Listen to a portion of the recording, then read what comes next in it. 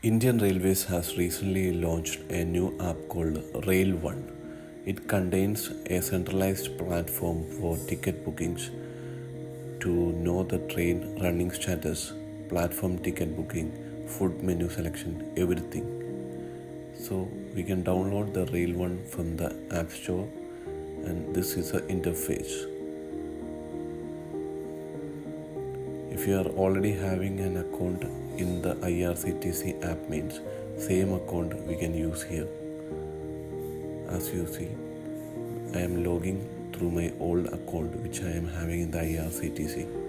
The same account with an OTP I am logging in.